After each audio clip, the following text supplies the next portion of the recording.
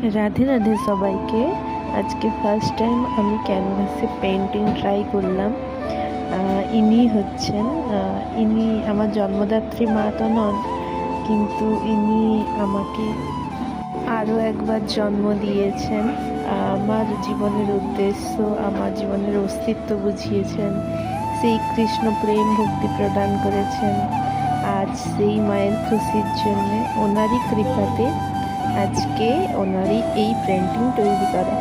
তো আপনারাও দেখে জানান কীরকম লাগছে, কোথাও ঘুরতে ঘুরতে হলে আমাকে জানাবেন। তো এবার দেখা যাক আমার মাকে কেমন লাগে এই পেন্টিং। রাধে রাধে।